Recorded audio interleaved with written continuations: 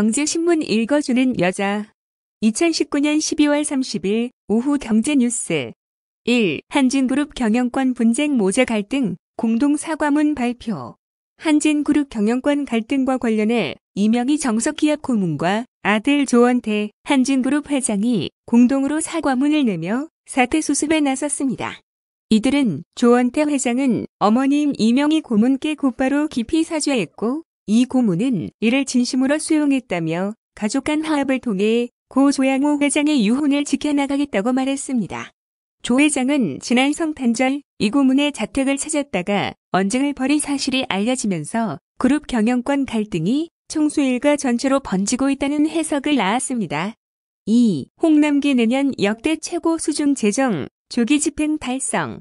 홍남기 경제부총리 겸 기획재정부 장관은 지속가능한 성장을 위한 우리 경제의 포용성을 강화할 것이라며 특히 내년 상반기 구조개혁 관련해 가동 예정인 주요 7개 태스크포스를 통해 성과를 낼 수 있도록 할 것이라고 말했습니다.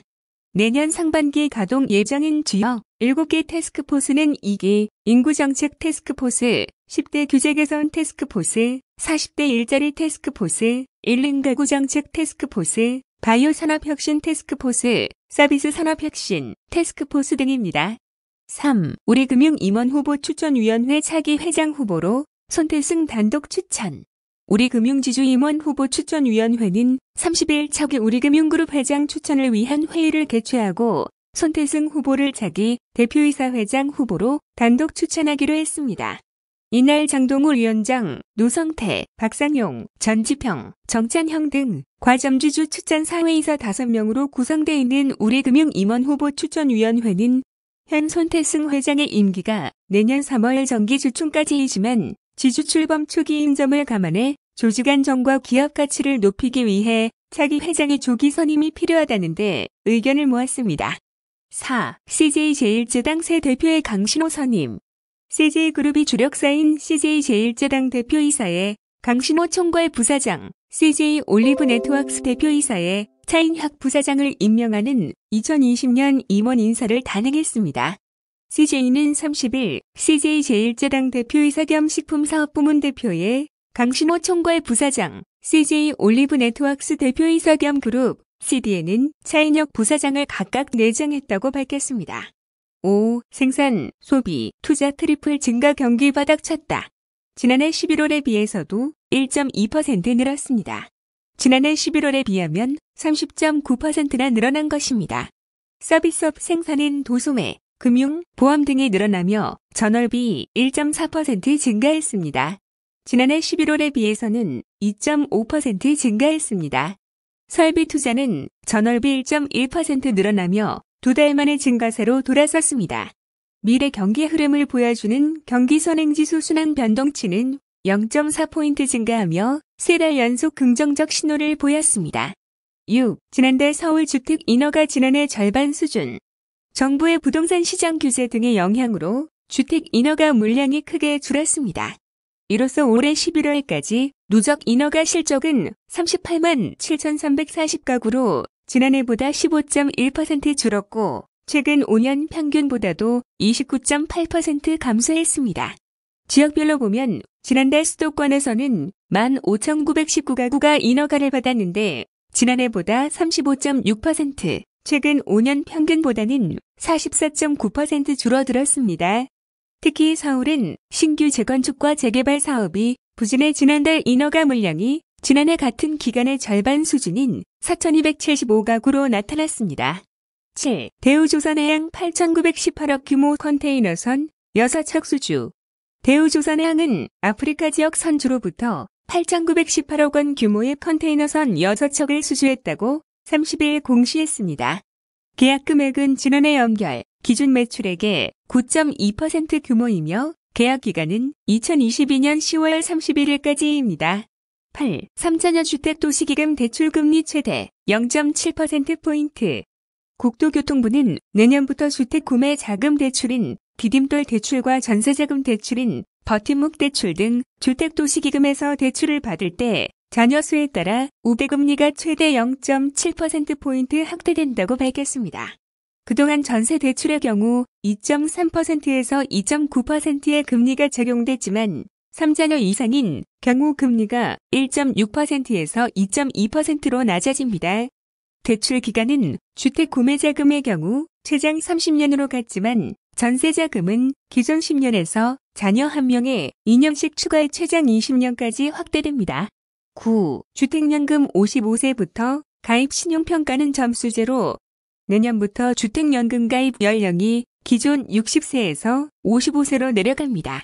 금융위가 30일 발표한 2020년 새해부터 달라지는 금융제도에 따르면 내년 1분기 중 주택연금에 가입할 수 있는 연령이 현재 만 60세 이상에서 55세 이상으로 조정됩니다. 개인 신용평가의 체계도 기존 등급제에서 점수제로 바뀌게 됩니다. 주택을 마련하기 위해 몰린 가계대출을 옥죄는 대신 기업대출을 늘려 선순환 구조를 만들겠다는 게 금융위의 목표입니다. 10. 서울 아파트 전셋값 불안 확산세의 첫 달 입주 반토막. 내년 1월 아파트 입주 물량은 전국적으로 이달보다 증가하지만 서울은 물량이 대폭 감소하는 것으로 나타났습니다. 30일 직방에 따르면 내년 1월 전국 아파트 입주 물량은 24,121가구로 이달 22,218가구와 비교해 8.57% 증가합니다. 다만 서울의 경우 이달 5,250가구에서 내년 1월 2,446가구로 입주 물량이 53.4% 감소합니다.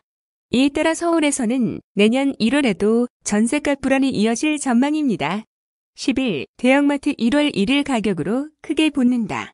이마트와 롯데마트, 홈플러스 등 대형마트가 경자년 첫날 대대적 할인으로 한밤 승부를 예고했습니다. 이마트는 내년 1월 1일 초조가 탄생일의 줄임말인 촉탄일 행사를 진행합니다. 홈플러스도 내년 1월 1일 빅딜데이를 엽니다. 롯데마트 역시 같은 날 통큰 젤로 맞불을 놓는 수입니다. 1월 1일 하루 동안 통큰 치킨 1+1 행사를 진행해 행사 카드 구매 시 통큰 치킨 2통을 5,000원에 한정 수량 판매합니다. 12. 라임 운용 및 본지 사기 휘말려 투자자 손실 우려.